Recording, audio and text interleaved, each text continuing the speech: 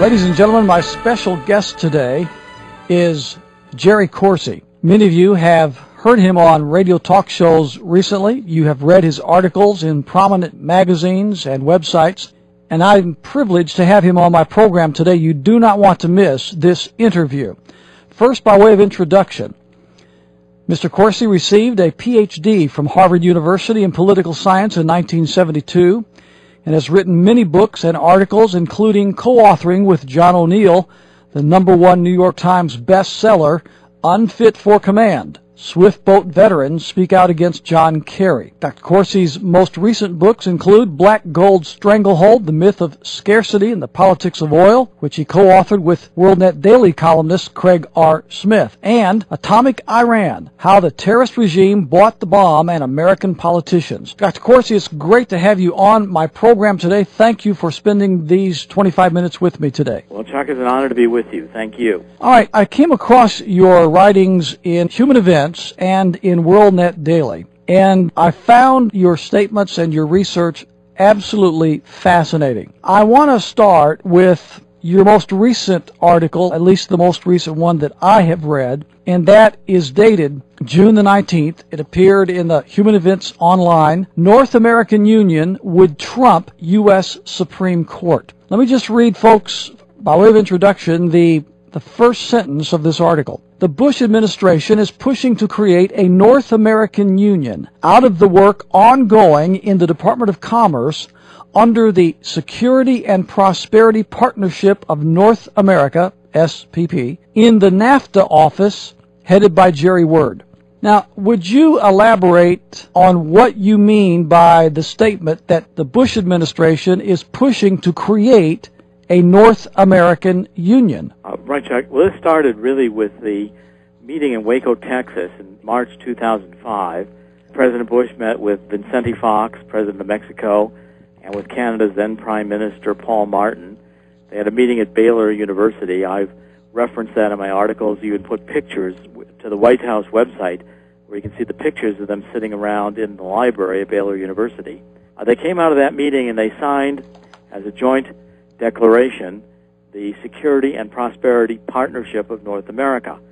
Now, at the time, it looked kind of innocuous. You know, we're all neighbors. Let's worry about security and let's worry about prosperity. But then 2 months later, in May 2005, the Council on Foreign Relations published this document, a task force report, called Building a North American Community. And that document claimed to be the blueprint behind this SPP, the Security and Prosperity Partnership. And what this task force reported was that the plan was to create a new government.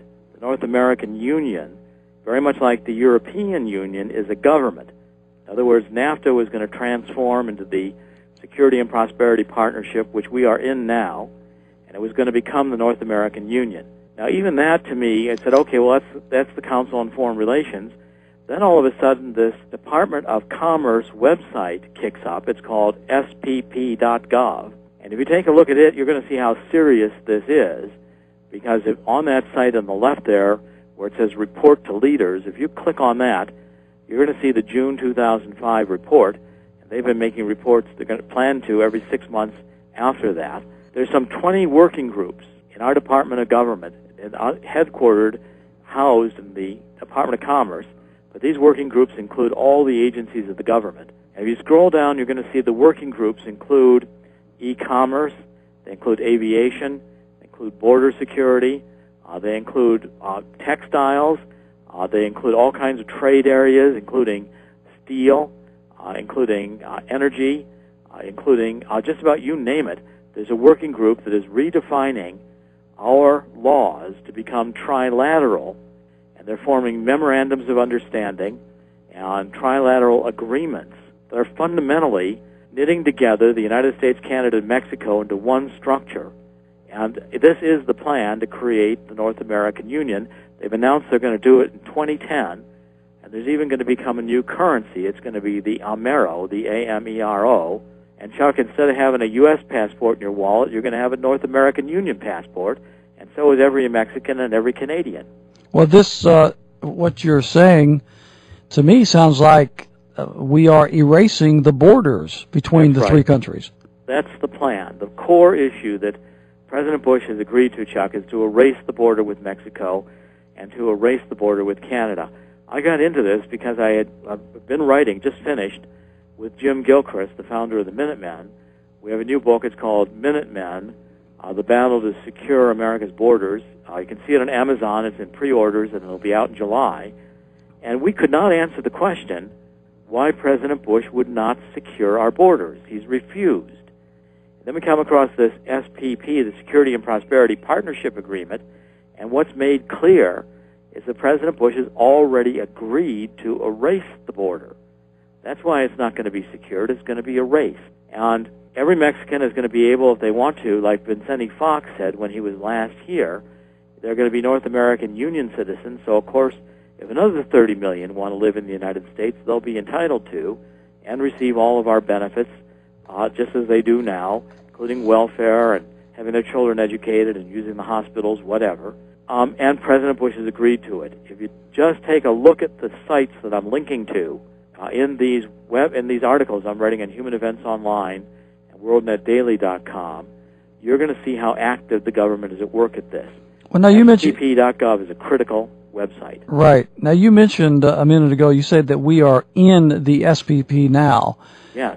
Now explain this, because I don't recall that our Congress has debated this or has made any kind of decision on this.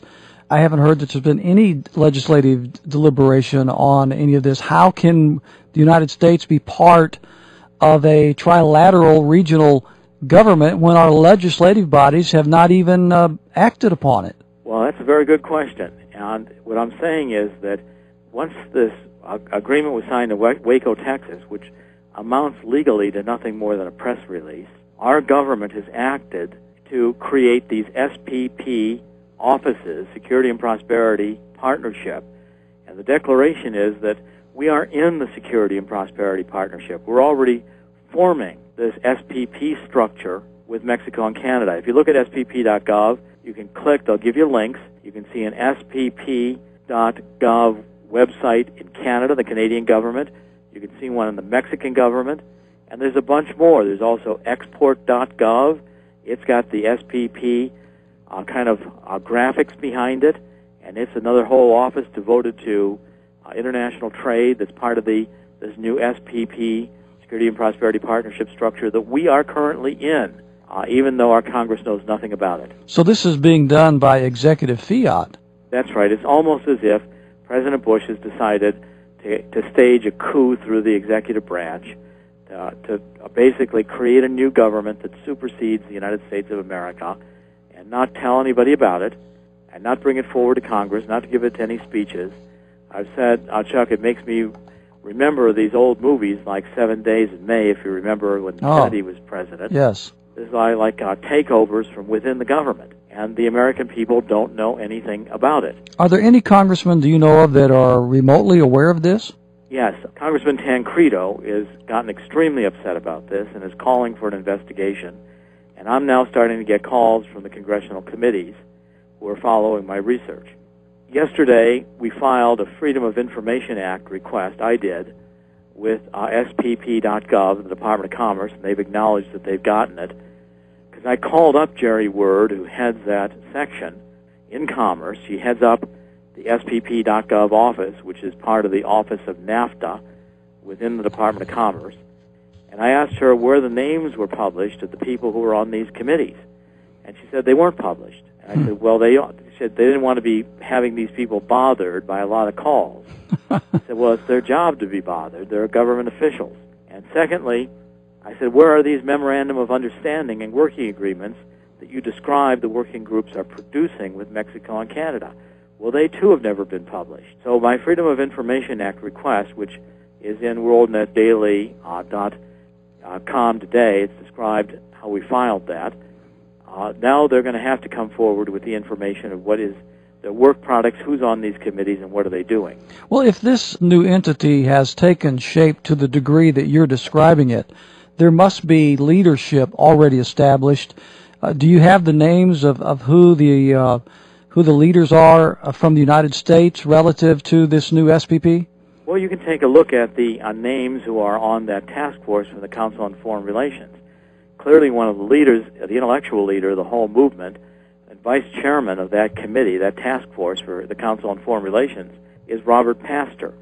Now, he's a professor at American University, and he's been writing for a dozen years about the need to create a North American Union. He'd like to create a hemisphere government.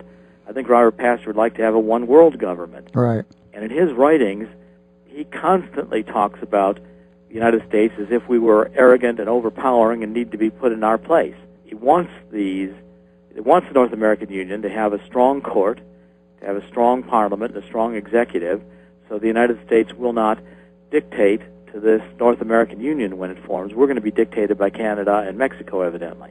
Well, now, I thought I remember reading somewhere in one of your articles that there were 3 leaders selected from each of the 3 countries. Oh, yes. Now, the heading, the spp.gov, if you take a look at that, and report to the leaders on the left, there are 3 cabinet members right now heading all these working groups. They are Secretary Gutierrez of Commerce, Secretary Rice, Head of State, and Secretary Chertoff, Department of Homeland Security. These committees report to the 3 of them and their counterparts at a cabinet level in Mexico and in Canada.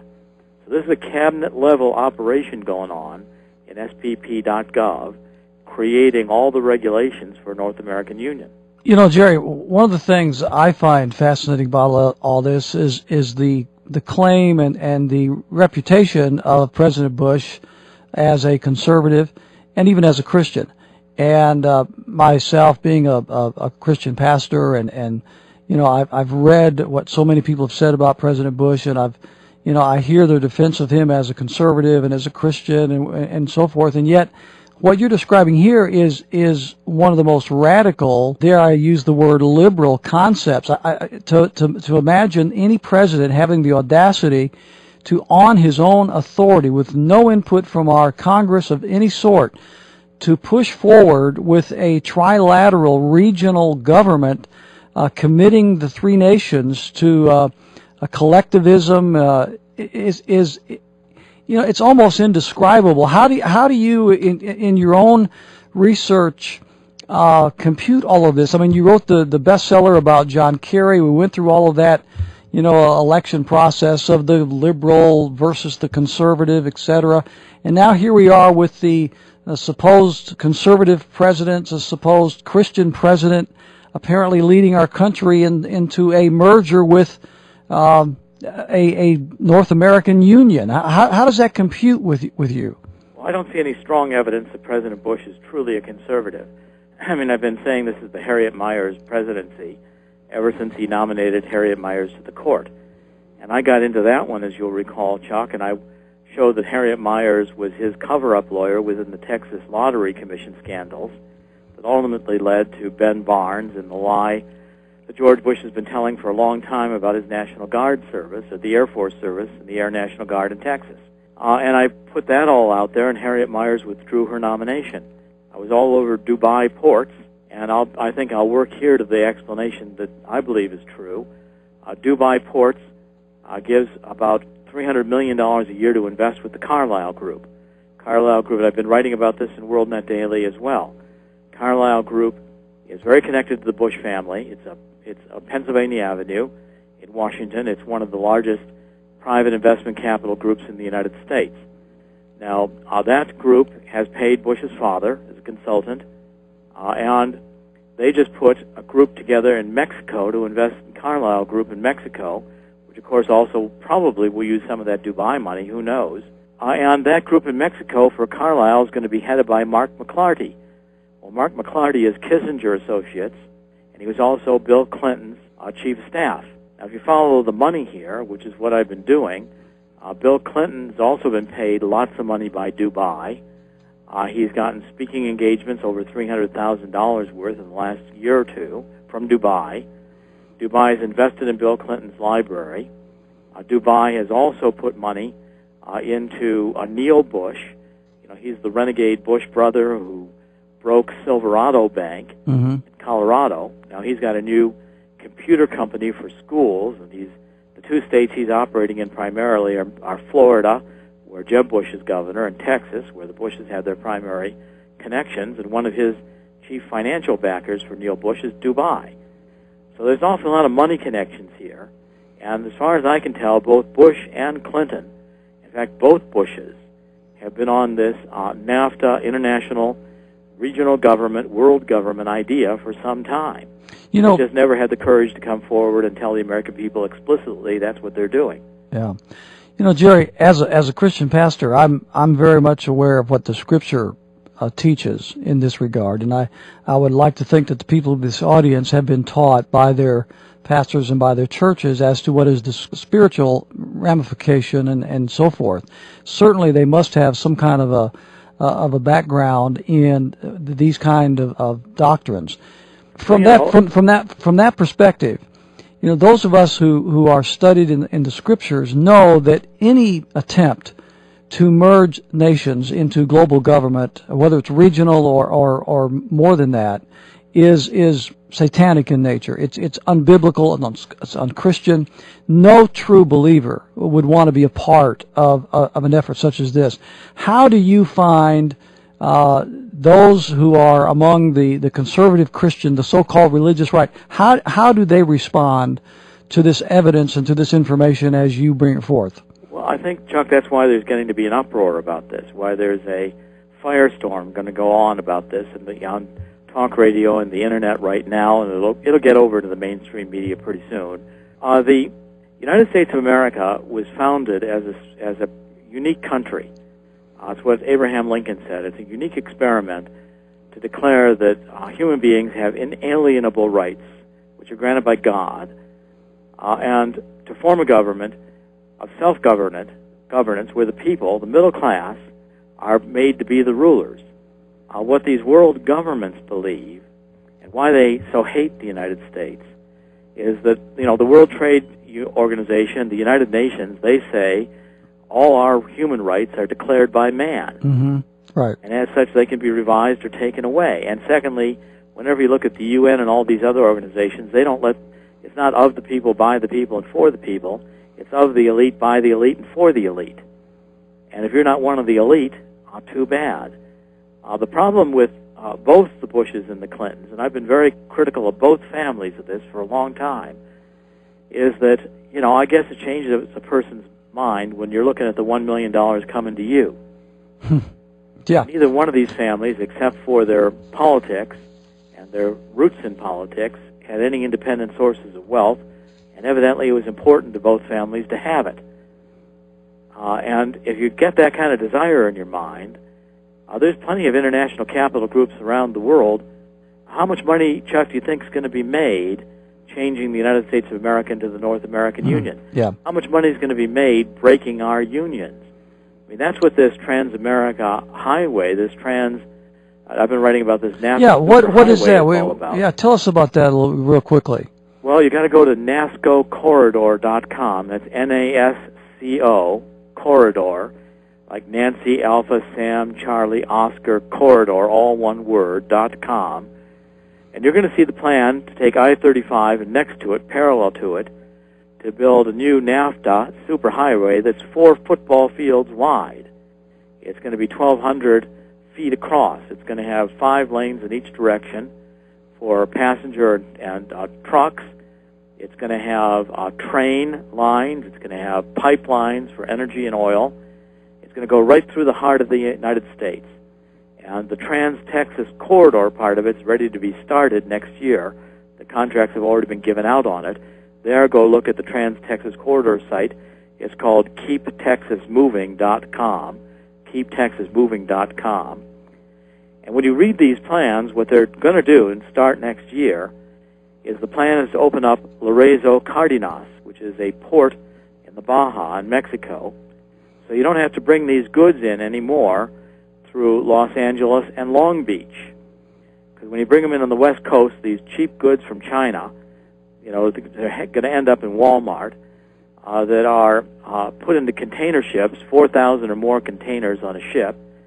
And instead of unloading them in Los Angeles and Long Beach and paying the longshoremen, they'll take them to the Baja, to Laredo Cardenas, and have Mexican dock workers unload them.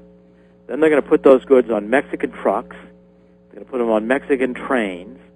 no United Transportation workers, no Teamsters, and they're going to bring them up through Laredo, Texas, into this NAFTA superhighway. NAFTA superhighway is going to have like a speed bump at the border. If you look at spp.gov, they'll tell you it's going to be fast lanes, a Sentry electronic system. Nobody's going to look at the containers inside them. If that truck, that Mexican truck, is on the list, it'll pass at 10 seconds or less at the border. The only customs office being planned of any significance is in Kansas City. And Kansas City is going to put in a Mexican customs operation.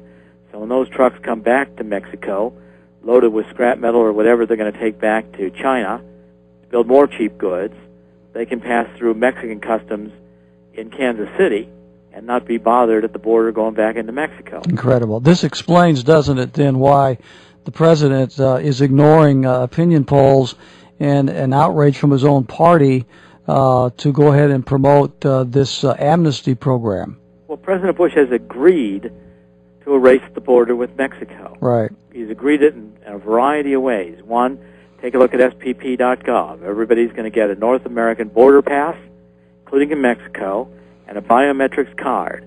And with that, your crossing the border is going to be just as easy as going through one of these easy pass lanes on the freeways today. You'll just drive by, and electronically you'll be in the United States. And that'll be any Mexican that's issued that, because they're all now citizens of the North American Union. There will be no more illegal immigration. And the same with the trucks and the transportation, because you'll have Mexican trucks, Mexican trains, can just go by the border in these fast speed lanes just the same, and nobody will bother them either.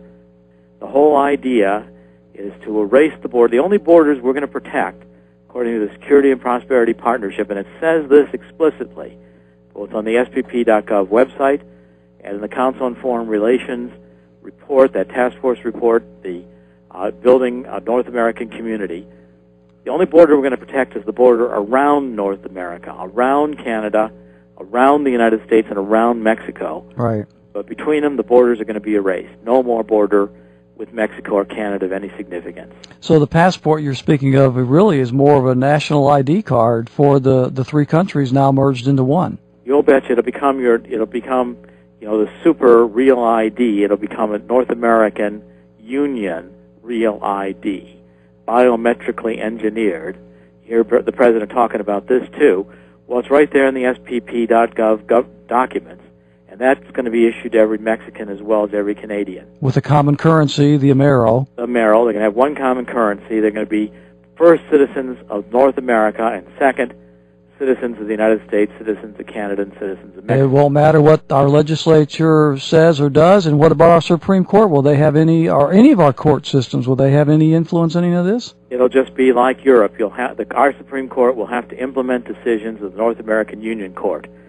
And right now we've got these Chapter 11 NAFTA tribunals that I've been writing about, where an investor in Canada or Mexico can sue a state or the United States if they believe one of our laws violates their business interest under NAFTA. The tribunal is a secret tribunal, and when it rules, its ruling under NAFTA has to be imposed on our courts, including the Supreme Court, and the United States of America, the taxpayers, can have to pay millions of dollars in damages, both defending those suits and paying damages to the investor in Canada and Mexico if those tribunals say they've been damaged. That's already in existence. Jerry, thank you very much. I know we're out of time for you today, and we look forward to having you on the program again. And thank you for all of the tremendous research you're doing and the information that you're providing the American people. Thank you very much for being on my program today. I thank you so much, and God bless you. We look forward to talking to you again. It's an honor to be with you, Chuck. God bless you, too, and thank you. All right, you're welcome. Bye-bye.